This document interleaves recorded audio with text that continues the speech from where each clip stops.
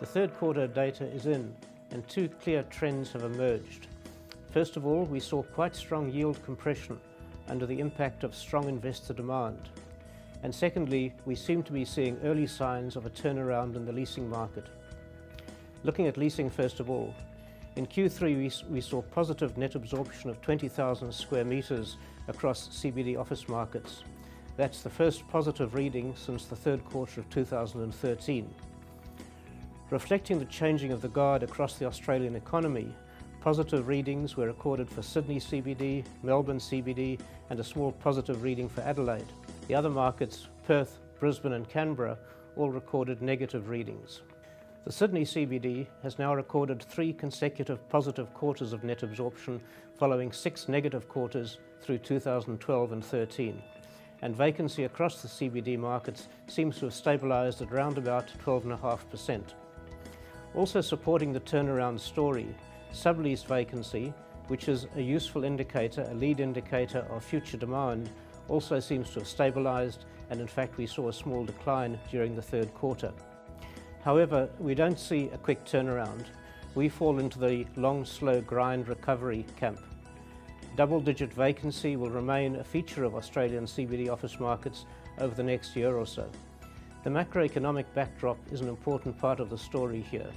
New South Wales recovery is being significantly impacted by a strong rise in residential construction, and part of that is reflected in withdrawal of stock for residential conversion in the Sydney CBD.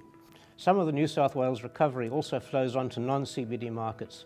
In the case of North Sydney, for example, the vacancy rate is 9%, and Parramatta, another New South Wales non-CBD market, has a vacancy rate of a tight 6.4%. In contrast, Brisbane has a vacancy rate at a record level of 16.7%, and we expect that to go somewhat higher, and the Perth vacancy rate is 14.7%.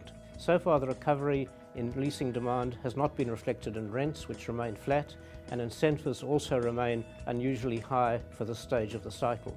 On the investment side of the market, it is clear after 3 quarters that 2014 will be another record year. This follows 2013, which itself was a record.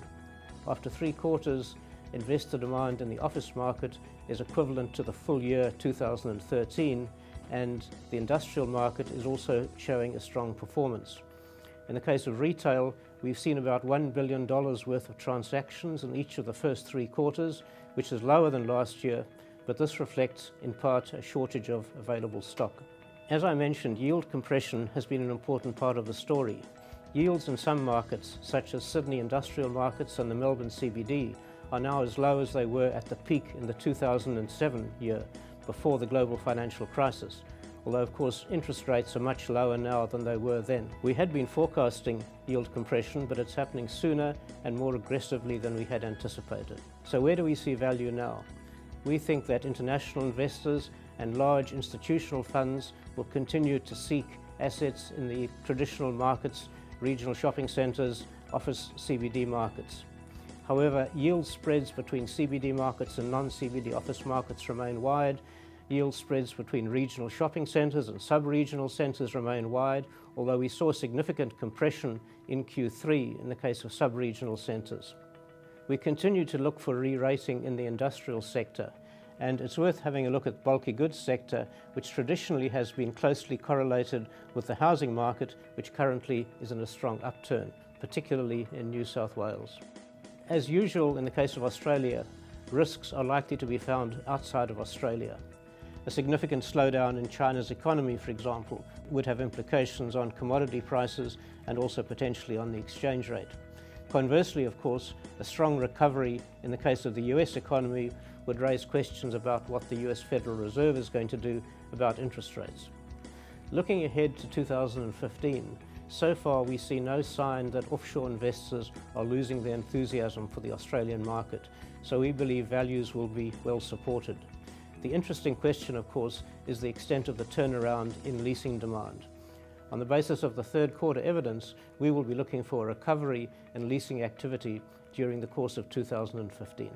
I'm David Rees, Head of Research at JLL Australia.